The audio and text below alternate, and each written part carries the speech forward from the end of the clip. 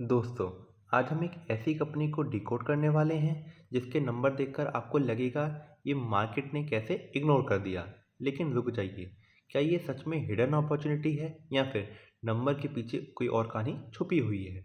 आज का वीडियो होगा full roller coaster ride, valuation, growth, profitability, ownership, liquidity, सब कुछ लेयर बाय लेयर डिकोड करेंगे।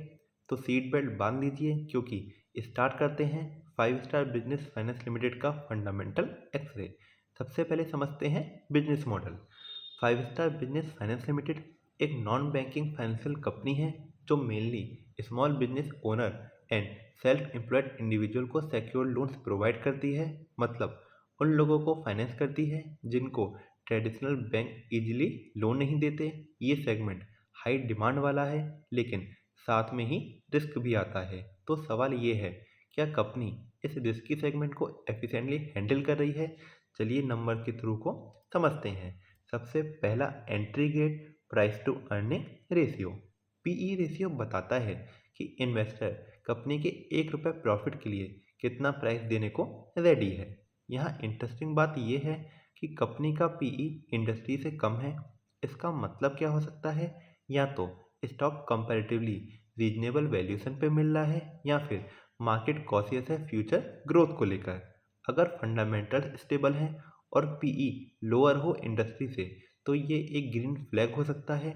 लेकिन सिर्फ पीई देखकर एक्साइटमेंट में डिसीजन लेना डेंजरस हो सकता है। इसलिए अब चलते हैं हम अपने अगले लेवल पे जहाँ वैल्यूएशन ग्रोथ से कनेक्ट होती है। सो अब पिक्चर क्लियर होगी क्योंकि नेक्स्ट मैट्रिक आता है PG ratio. PG ratio valuation को ग्रोथ के साथ कंपेयर करता है। यहाँ पर नंबर है 0.36। जनरली अगर पीजी 1 से कम हो तो मार्केट प्राइस ग्रोथ के कंपैरिजन में रीजनेबल माना जाता है। 0.36 का मतलब ग्रोथ के हिसाब से वैल्यूएशन हैवी नहीं लग रहा। ये एक स्ट्रॉन्ग ग्रीन फ्लैग सिग्नल हो सकता है। लेकिन रुक जाइए, ग्रोथ तब मीनिंगफुल होती है जब कंपनी शेयर होल्डर के पैसों को इफिशिएंटली एंड स्मार्टली यूज़ करे। तो अब चलते हैं हम आरओई की तरफ जो हमें बताएगा शेयर होल्डर का पैसा कैसे यूटिलाइज हो रहा है। आरओई यानी रिटर्न ऑन इक्विटी सिंपल शब्दों में बताता है कि कंपनी शेयर होल्डर के पैसों से कितना प्रॉफिट कमा रही है। यहाँ पर आरओई 18% से ज़्यादा है। मतलब हर 100 रुपये इक्विटी पर 80 रुपये से ज़्यादा प्रॉफिट जनरेट हो रहा है। 18% प्लस आरओई को हेल्दी माना जाता है। ये दिखाता है कि मैनेजमेंट का पैसा एफिशिएंटली शेयर होल्डर का यूज़ कर रही है।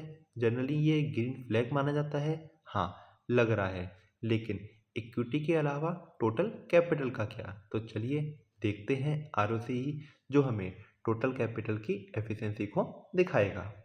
आरओसी यानी रिटर्न ऑन कैपिटल एम्प्लॉयड ये बताता है कि कंपनी टोटल कैपिटल यानी इक्विटी प्लस डेट को कितना इफिशिएंटली एंड इफेक्टिवली यूज़ कर रही है। यहाँ पर कंपनी का आरओसीई 16% प्लस है। 16% प्लस जनरली डिसेंट माना जाता है।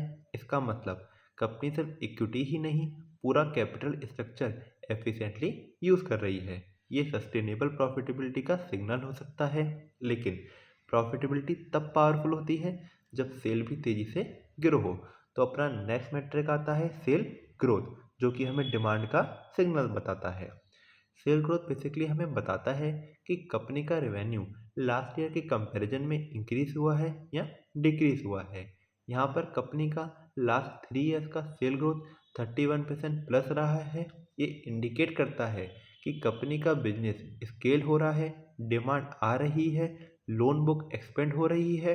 कंसिस्टेंट सेल ग्रोथ एक स्ट्रॉन्ग ग्रीन फ्लैग होता है। लेकिन रेवेन्यू ग्रो करना एक बात है एंड प्रॉफिट को ग्रो करना असली टेस्ट है।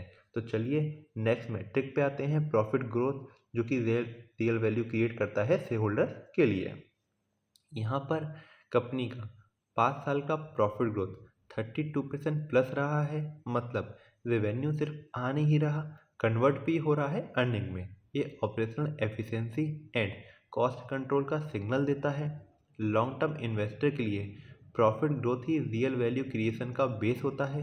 ग्रीन फ्लैग है हाँ, लेकिन ओनरशिप पैटर्न भी इम्पॉर्टेंट है। तो चलिए नेक्स्ट मैट्रिक पे आते हैं प्रमोटर होल्डिंग जो कि बिलीव का इंडिकेटर देता है। प्रमोटर होल्डिंग बेसिकली हमें बताता है कि कंपनी के प्रमोटर और फाउंडर कंपनी के कितने percentage of share stake hold करा हुआ है। यहाँ पर कंपनी की प्रमोटर होल्डिंग 18% प्लस है, थोड़ा मॉडरेट है, बहुत हाई नहीं।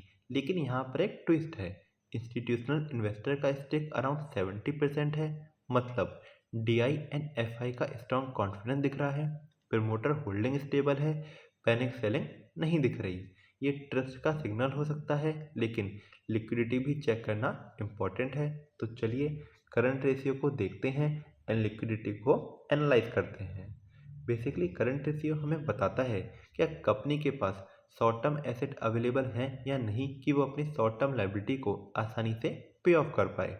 यहाँ पर कंपनी का करंट रेशियो 10 प्लस है। जनरली 2 प्लस को हेल्दी माना जाता है, तो यहाँ करंट रेशियो 10 है, जिसका मतलब है कि कंपनी के पास शॉर्ट टर्म लायबिलिटी कवर करने के लिए स्ट्रॉन्ग एसेट अवेलेबल है। लिक्विडिटी स्ट्रॉन्ग होना फाइनेंशियल स्टेबिलिटी का सिग्नल होता है। अब आता है अपना final test, that is debt का टेस्ट, जो हमें पता चलेगा इंटरेस्ट कवरेज रेशियो के थ्रू। ये हमें बताता है कि कंपनी अपने ऑपरेटिंग प्रॉफिट के थ्रू अपने डेट के इंटरेस्ट को कितनी बार कवर कर सकता है। यहाँ पर कंपनी का इंटरेस्ट कवरेज रेशियो है 3.02, मतलब कंपनी अपने इंटरेस्ट पेमेंट को 3 टाइम अर्निंग से कवर कर सकती है। जनरली 1.5 से 2 प्लस का रेशियो सेफ माना जाता है, तो 3 प्लस एक कंफर्टेबल पोजीशन को दिखाता है। डेट मैनेजेबल लग रहा है, तो फंडामेंटल का पिक्चर काफ़ी स्ट्रॉन्ग साइड पे अपीयर हो रहा है। अब हम रिसेंट क्वार्टरली नंबर की तरफ चलते हैं एंड उसको एनालाइज करते हैं। सितंबर 25 एंड दिसंबर 25 में sale, operating profit and net profit improve हुए compare to previous year period. ये इंडिकेट करता है कि रिसेंट टाइम में बिजनेस मोमेंटम पॉजिटिव है, लेकिन एक चीज़ ध्यान देने लायक है, ऑपरेटिंग मार्जिन थोड़ा डिक्रीज हुआ है। इसका मतलब रेवेन्यू ग्रो हो रहा है, लेकिन प्रेशर या यील्ड चेंजेस का इम्पैक्ट हो सकता है। इन्वेस्टर के लिए ये सिग्नल है कि ग्रोथ स्ट्रांग है, लेकिन मार्जिन ट्रेंड को क्लोजली मॉनिटर करना जरूरी है। शेयर होल्डिंग पैटर्न की बात करें तो प्रमोटर होल्डिंग स्टेबल है। इंस्टीट्यूशनल इन्वेस्टर का around 70% stake strong conviction show करता है। Institutional participation generally research base होता है, एक कॉन्फिडेंस का साइन हो सकता है, लेकिन ब्लाइंडली फॉलो करना सही स्ट्रेटजी नहीं होती। अगर ओवरऑल फंडामेंटल को रेट करें तो वैल्यूएशन रीजनेबल लग रही है, ग्रोथ स्ट्रॉन्ग है, प्रॉफिटेबिलिटी हेल्दी है, लिक्विडिटी कंफर्टेबल है, डेट मैनेजेबल है। सो लेकिन याद रहे, फंडामेंटल स्ट्रांग होने का मतलब गारंटेड रिटर्न नहीं होता। Market factor, regulations, economic cycle, risk factor सब चेक करना इम्पॉर्टेंट होता है। तो दोस्तों, नंबर काफ़ी अट्रैक्टिव स्टोरी सुना रहे हैं, लेकिन असली गेम नंबर के पीछे छुपा हुआ रिस्क होता है। क्या एसेट क्वालिटी फ्यूचर में इम्पैक्ट करेगी? क्या मैक्रो फैक्टर NBFC सेक्टर को अफेक्ट करेंगे? क्या मार्जिन प्रेशर टेम्पररी है या स्ट्रक्चरल?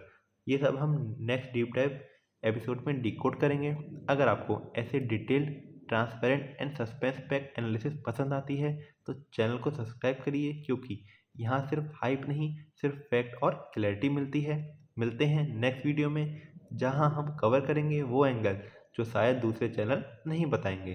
तो stay curious, stay inform and stay ahead.